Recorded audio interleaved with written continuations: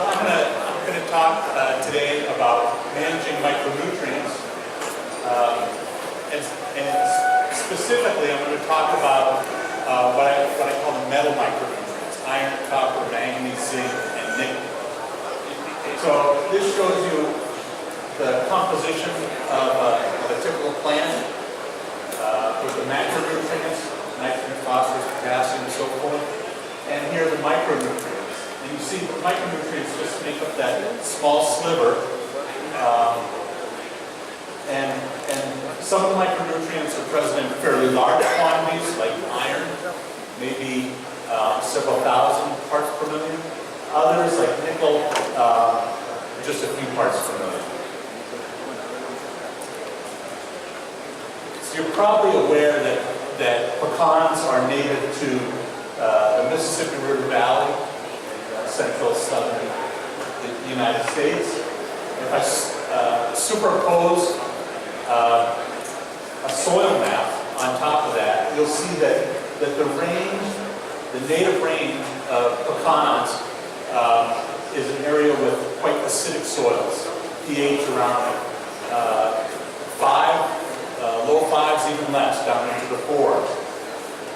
Where we are and where you are in Sonora, we have quite high pH soils. So our soils are usually around pH of 8. And the reason I'm showing you this is that the solubility or availability of these metals, zinc, copper, manganese, iron, nickel, if it was on here, all decline as soil pH increases. So with our pHs up here in the 7.5 to 8.5 range, the availability of those metals is very low. Okay? And pecan trees have a very difficult time taking up those metals because they're not adapted to those soil conditions.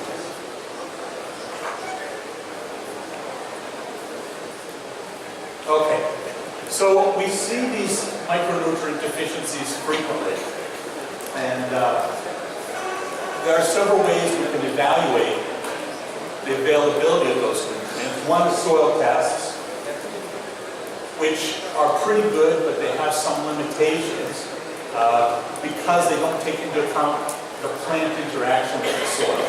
So even at very high pHs, native plants have no trouble taking up these metals. But plants from acid regions, like pecans, have a difficult time taking them up. So soil tests are a little bit limited in that way. We should learn to distinguish deficiency symptoms, and some nutrients we can do a good job of identifying problems that way. But by the time we see symptoms, the deficiencies are quite severe, and the plant has been hurt by it. The other way we can evaluate those metal micronutrients is by analyzing leaf tissue. Okay, so I'm going to kind of go through those things. Here are our typical soil levels. So you see, for example, for zinc, we should be up around 1 part per million to avoid seeing deficiency symptoms. And you'll see similar values for the other nutrients. So those are very valuable. That's a valuable tool. If the metal levels are very low, there's a high likelihood of having deficiencies. As I said, it's a useful skill to be able to identify the deficiencies. And so I'm going to just show you a few photos. This is copper deficiency. I should say all of these metals are quite immobile within the plant. So the deficiencies always show up first in the youngest leaves. So you see these are younger leaves. The difference between some of the metal deficiencies is quite subtle.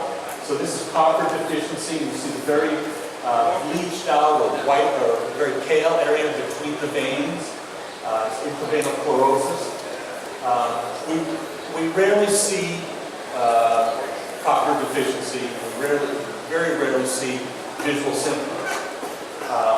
But that's what they look like. We should have leaf concentrations typically somewhere in the 8 to 12 part per million range. And generally that's high enough to avoid a problem. Here's iron deficiency. It's quite a bit more common than copper deficiency. You can see that the leaf symptoms are similar. There's this very pale intraveinal chlorosis. Sometimes you'll see whole limbs die back. Quite often, iron deficiency will show up on individual branches rather than on the whole tree. The area, the veins on the leaves are bright green and they stand out against the pale leaf. Generally, overwatering will make iron deficiency worse. Sometimes just cutting back on watering can get rid of iron deficiency. There's some more pictures. Iron deficiency is a little bit difficult to evaluate with leaf tissue samples, but we should see values, up around 100 to several hundred parts per million. Here's manganese deficiency. Again, it's on the younger leaves, and it looks similar. It's a little bit different. The whole leaflet is a little bit paler. With manganese, we sometimes see manganese deficiency, but we also see manganese toxicity. Okay, so we can have high levels of manganese that can kill trees. We see sometimes affected trees defoliating and putting out a second set of leaves that are often quite large leaflets. Manganese levels should be above 50 parts per million, but pecan trees can handle 1,500, maybe 2,000 parts per million before they really start to show problems like this. Richard Hirman in New Mexico has done some research that indicates that levels, as they get up in above a couple of hundred, start to affect the plant negatively. Nickel deficiency is one that we see quite a lot, almost usually in younger trees. So it's always more severe in younger trees. These are nursery trees, and we see lots of problems in seedlings in nurseries. But the typical symptom is called mouse ear because the leaflet, instead of being pointed, is rounded like this. Sometimes the leaflet sticks out beyond the petiole, so we have a little extra leaf out at the end. It's a very typical symptom of nickel. So it's very easy to identify. I have a question mark after leaf concentration because we really don't have good numbers. They probably should be at least a half a part per million up to maybe 5 parts per million, something in that range. But we don't have good data for that. Most of my time I'm going to talk about zinc. First of all, looking at zinc deficiency symptoms, these are very, very common symptoms where we have, again, on the youngest leaves, intraveinal chlorosis, the yellow areas, and necrosis, the dead areas. Okay, and eventually this tree will defoliate. Often when it's not too severe, we'll see these very wavy leaf margins. And this, this causes other problems that we don't see visually. It reduces growth rate, it reduces photosynthesis, it reduces flowering in that set. It reduces elongation. So the internodes the nodes are compressed together as the internodes are shortened, and we get this witch's broom, where the branch looks like a broom. And these branches will start dying back. So this is quite a severe symptom. So what our growers have done for decades is to foliar treat trees with a foliar spray.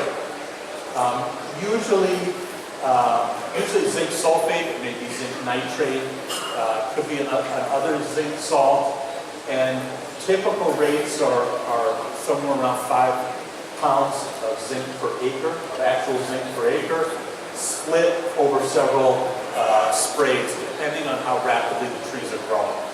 In a mature tree, it might be 3 to 5 times a year. In a young tree, it might be as many as 12 or 13 times a season.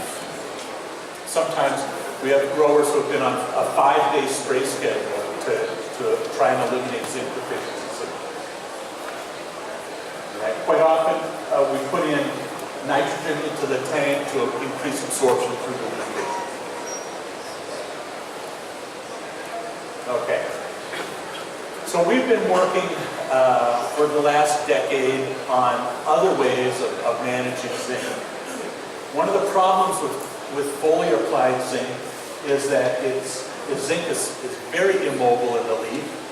This is research that was done at Texas A&M. You can see quite a long time ago. This was in 1970, where they used radio-labeled zinc and put a droplet right there, and then sometime later took this photograph that shows the distribution of zinc, and you can see that it hasn't moved. It stays right around that droplet. So only leaves that are directly hit with a spray actually benefit from the spray. So it takes very good coverage, and a younger leaf that comes out a few days later can't get this zinc. So that's why the sprays have to be repeated frequently. The faster the tree grows, the more frequently it needs to be sprayed. The same study looked at zinc taken up through the roots. So these plants were grown hydroponically, and they put zinc sulfate into the hydroponic solution, and you can see how very nicely the zinc's distributed in the leaf. So we've been working on trying to perfect ways of soil applying zinc so that we can get the benefit of this zinc distribution. And the way we do that is by using chelated zinc. And we can chelate all of the metal micronutrients that I talked about can be chelated. So chelates are these sort of a cage-like molecule with nitrogen and carbon surrounding a metal molecule, in this case zinc. And that whole molecule protects the zinc. It keeps the zinc from reacting with the soil. And that's the problem with inorganic zinc, zinc sulfate and so forth, in high pH soils. It reacts very rapidly with the soil. So this chelate molecule slows that down and makes this zinc molecule more available to plants. There are a number of different synthetic chelates. Usually we use an abbreviation for the name, EDTA. So the EDTA is ethylene diamine tetraacetic acid, and that's why we just say EDTA. Similarly, DTPA, EDDHA, HBED, those are all synthetic chelates. There are more, but these are the common commercial ones. So we started doing this work, as I said, about 10 years ago. This is actually work that was done by Gilberto Nunez, and when he was at the University of Arizona. And these are potted trees, young trees in the greenhouse. They were treated one time with zinc EDTA or with zinc sulfate or combinations of zinc sulfate and manure. So just one application. The foliar was treated repeatedly. But you can see that in that first season of growth, the trees treated with zinc EDTA, and these were growing in soil, so this EDTA was supplied to the soil. You see they had 250 parts per million, far more zinc than we needed. In the next year, we can see that zinc EDTA was gone. Okay, and the levels dropped back down to about 30 parts per million. sprayed trees were always had plenty of zinc. The controls were zinc deficient, as you see there. Zinc sulfate applied to the soil did no better than applying nothing, because that zinc sulfate gets absorbed or taken up by the soil very rapidly. So this was our first indication that we could apply zinc EDTA to the soil and have it be effective if we could concentrate it around the roots. So we did another study where when we planted trees, young trees, when we planted them in the field, we put zinc EDTA into the hole before we planted the tree. Okay, so this is a control, the red. None of these were ever sprayed. Okay, so this is all. So this was an unsprayed tree. You see, it had about 25 parts per million of zinc, and that went down in subsequent years. We followed those for 3 years. Those were quite zinc deficient. We put either 35 or 70 milliliters of zinc EDTA into the hole, and you can see the response we got. So this is the 70 mils, the higher rate, the 70 mils per tree, per hole, and our leaf levels are about 55 parts per million. Okay? And the lower rate had some effect, but not as much. And this is the control. Sorry.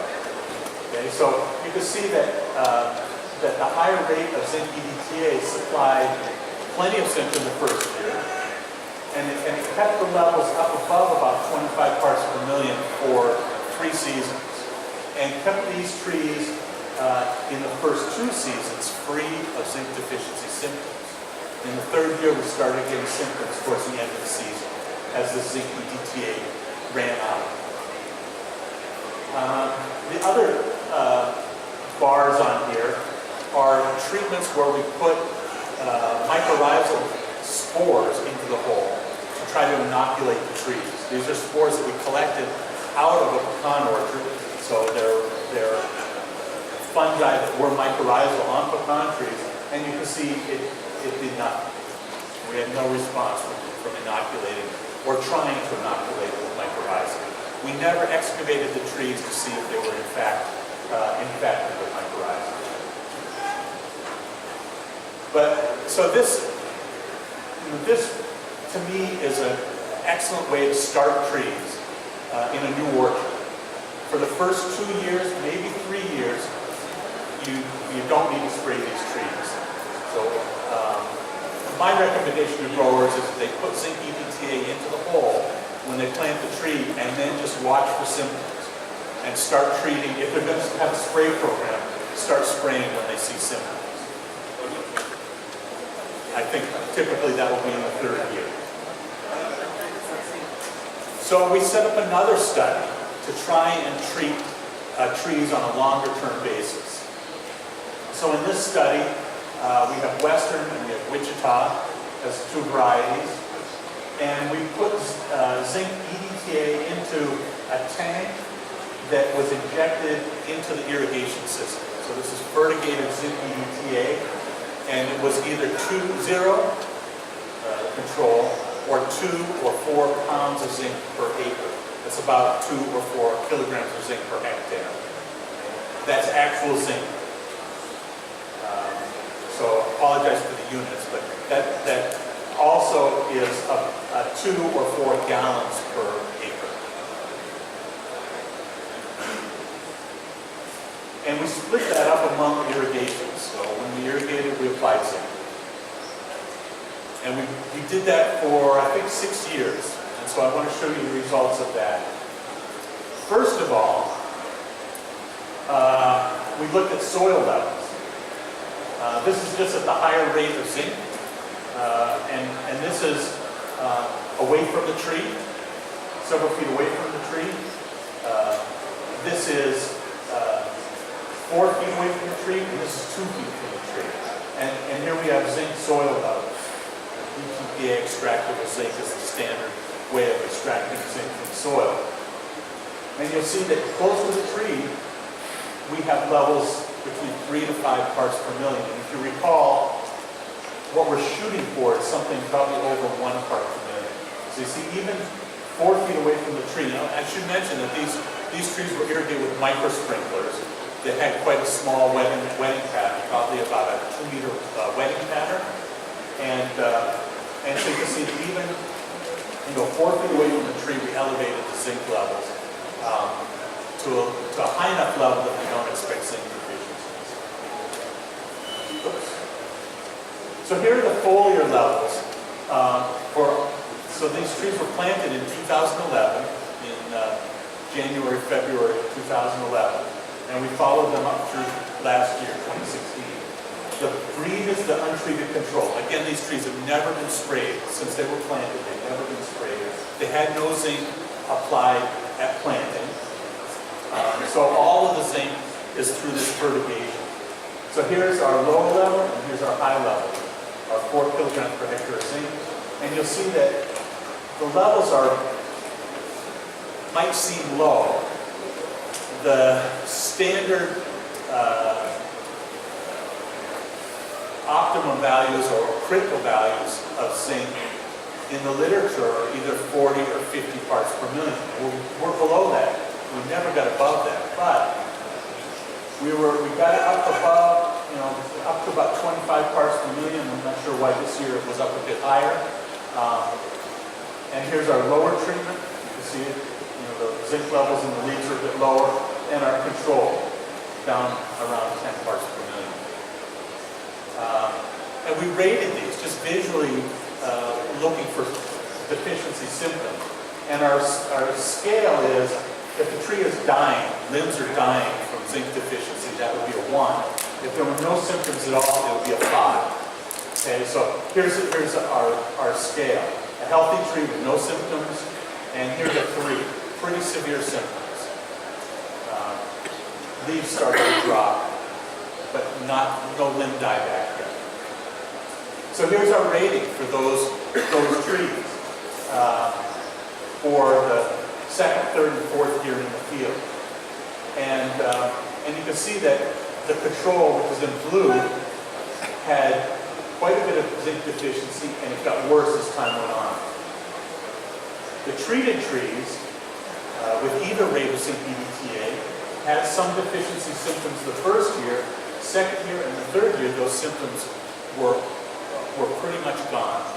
So even though these trees only had 18 to 25 parts per million of zinc, that got rid of the deficiency symptoms.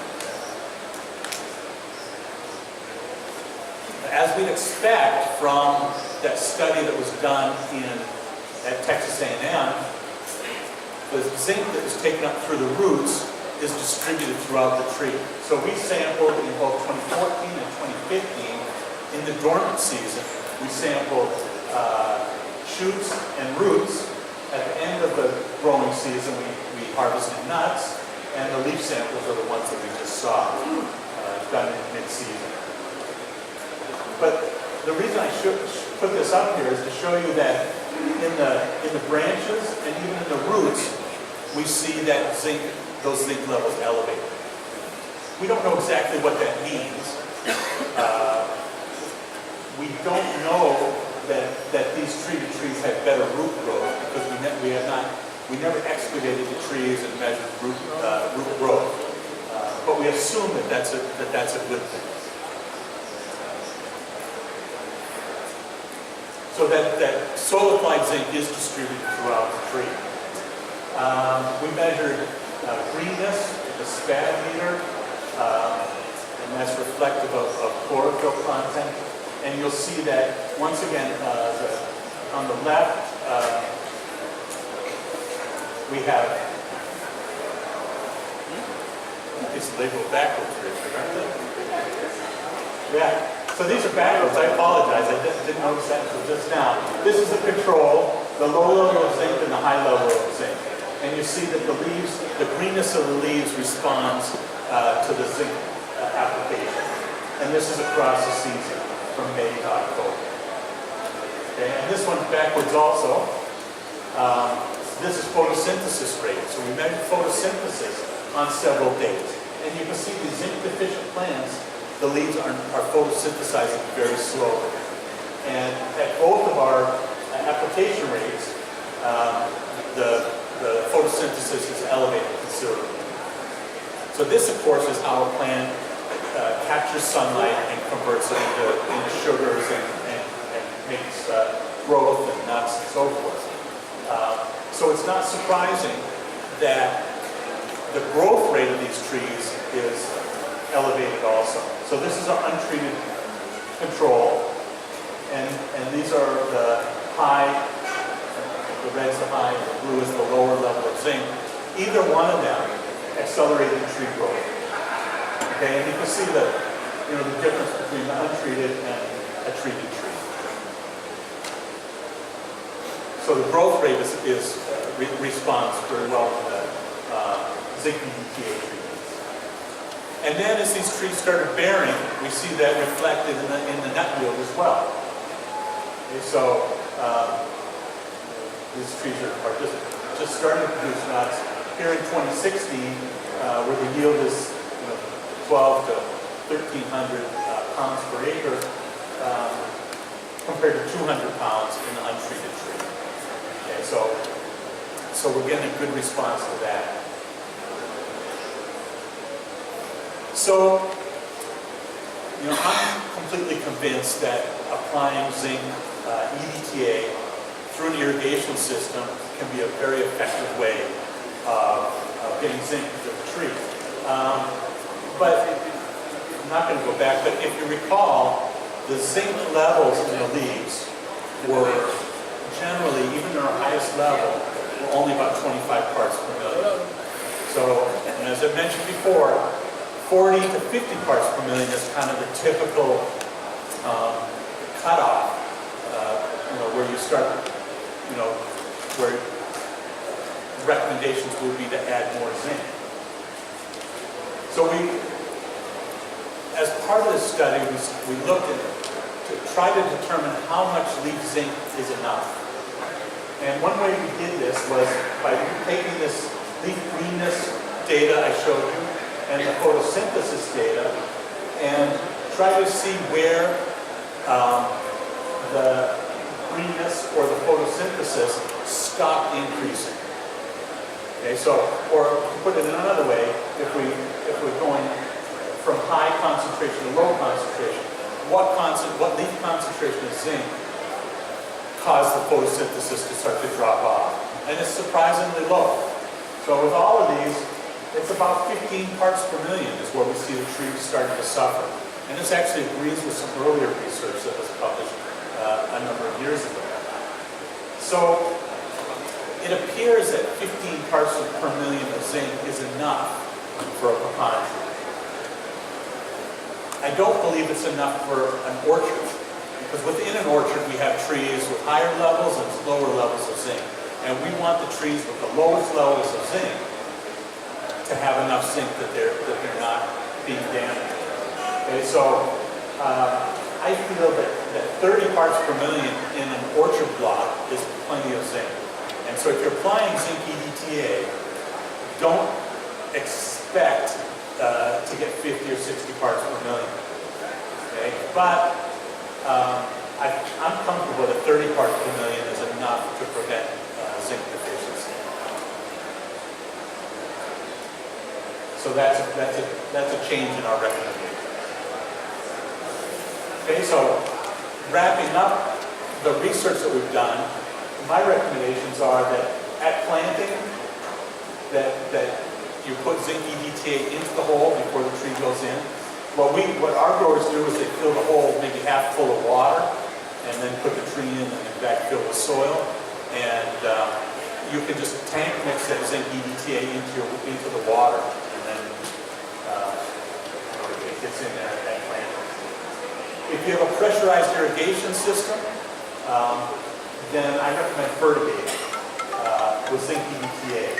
For young trees, the rates that we use seem to be adequate. I worry about high rates of zinc EDTA because EDTA is phytotoxic. So I would not exceed these values, these levels.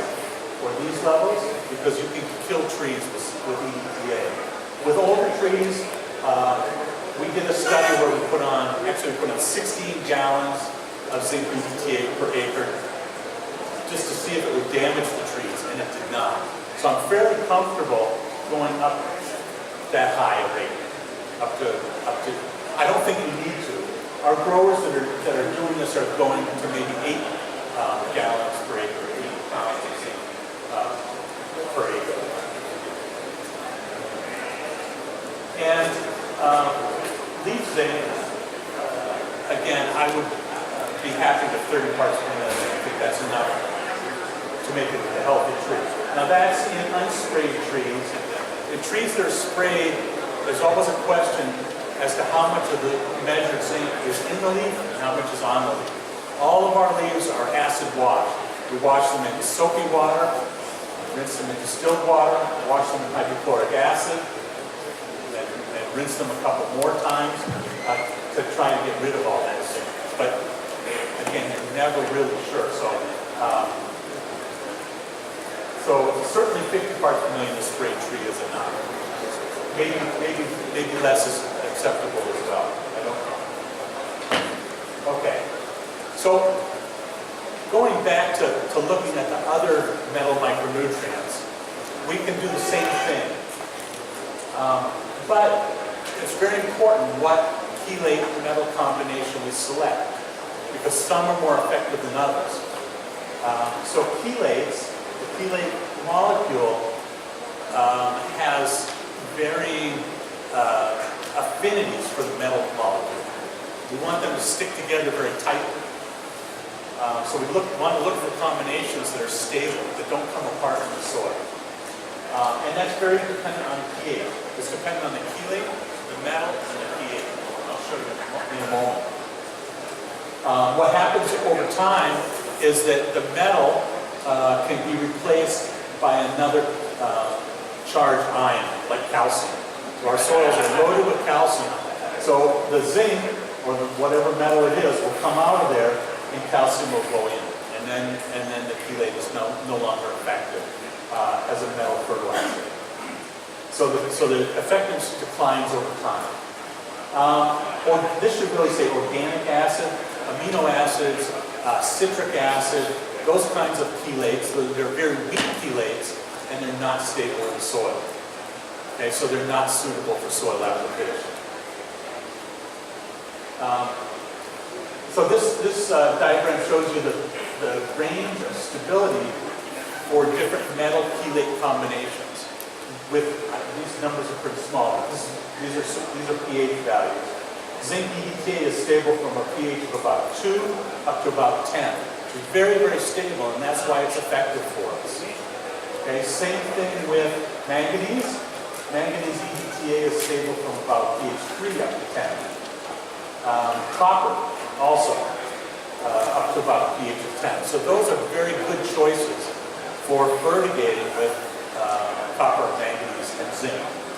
Iron, on the other hand, you'll see here's iron EDTA. It's only stable up to about a pH of 6.5.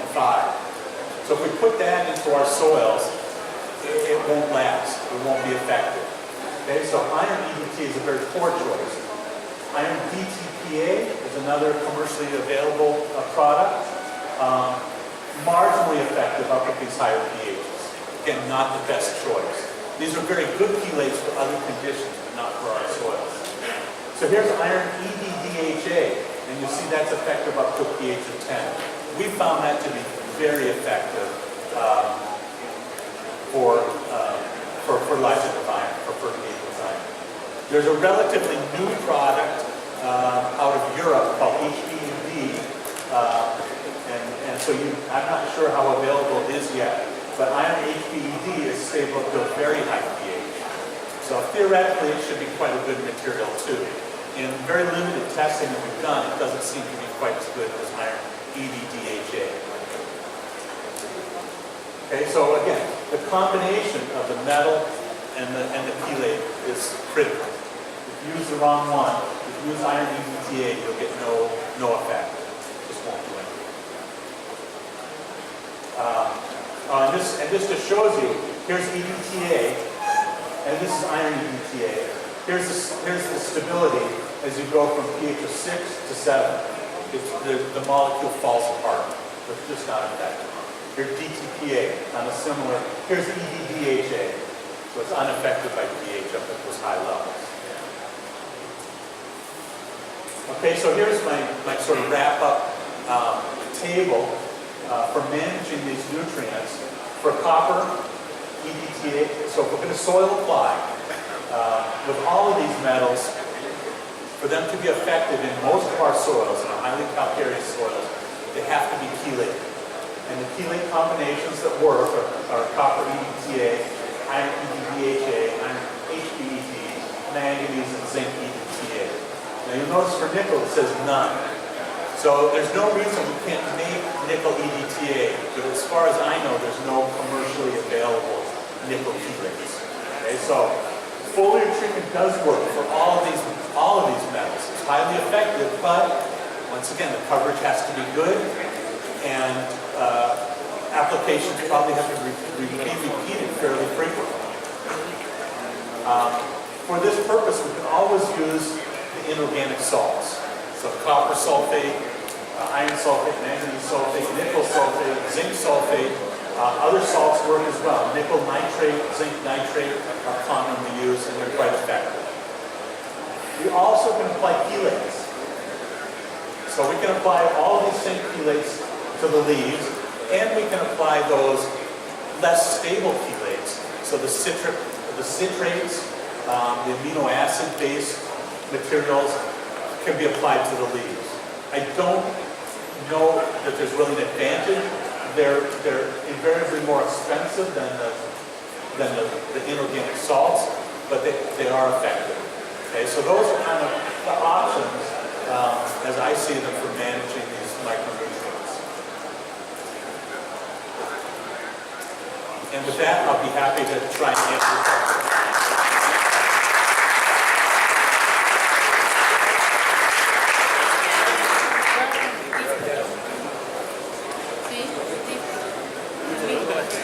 Maybe I answered all your questions.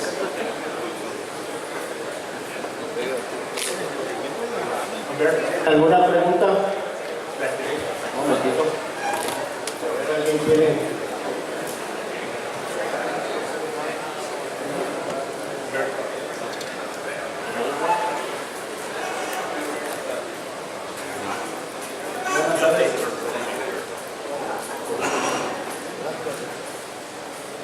Mi nombre es Alberto Venezuela de Nogal. Tengo ahí una duda. Cuando comenta que es bueno aplicar un zinc gelatado, que es el LHTA. Sí, okay. ¿Qué opina sobre productos que vienen encapsulados en una molécula de carbono orgánico? Que viene el zinc encapsulado en una molécula de carbono orgánico. ¿En qué molécula? El zinc. ¿Pero en qué molécula? En carbono. En forma de carbono para que bueno, la planta el lo pase. EDTA tiene carbono también. El EDTA tiene carbono también. Ah, ok. Esa era mi pregunta. Si venía con esa forma. Gracias.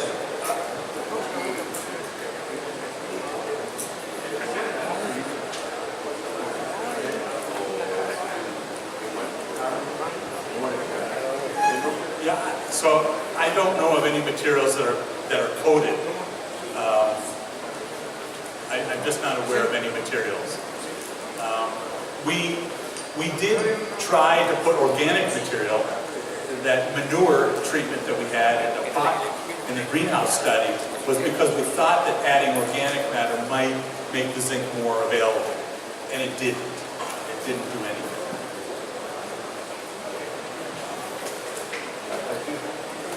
Adelante, por favor. Bueno, mi nombre es César. Tengo una pregunta. ¿Cuál es la mejor hoja y cuándo es la mejor etapa del cultivo para hacer el muestreo y obtener un dato correcto? So, my name is Cesar, and I have a question. What is the best leaf and when is the best stage of for free to make Sample. to take a product, Take a leaf sample. sample. And that's accurate. There's two answers to that question. One is that it really doesn't matter in terms of accuracy, but it does for interpretation. So the 30 parts per million that I showed you is for a leaf sample collected in late July to early August for us. If we sample earlier in the season, the zinc levels will probably be higher. And so we don't have standards for interpreting younger, earlier or later samples. And that's really why we sample at that period of time. It's a standard time, and all of our data, when we do research, we always sample at that time. So we know how to interpret those numbers. And it's more difficult for us to interpret earlier season samples. But there's no reason they shouldn't be just as good. We just don't have data.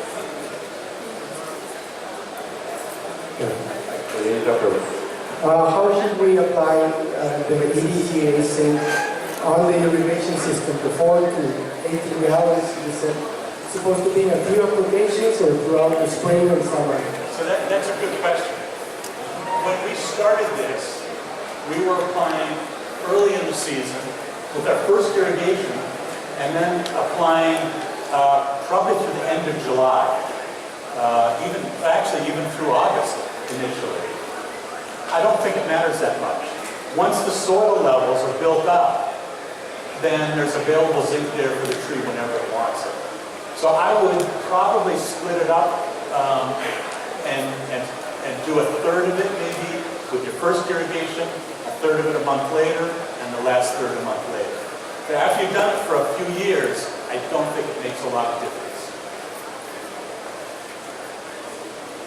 Muy bien, pues le agradecemos. ¿Another question? Sí, buenas tardes. Mi pregunta es muy probable que se le exhibe un quelato en suelos arenosos.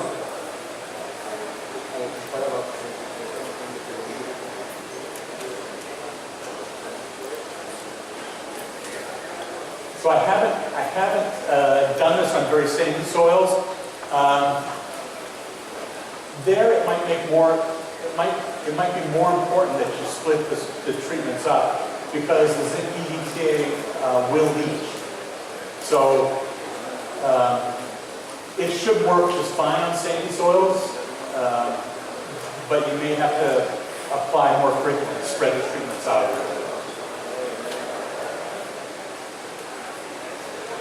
Muchas gracias. Bueno, pues le agradecemos nuevamente al doctor Guayo.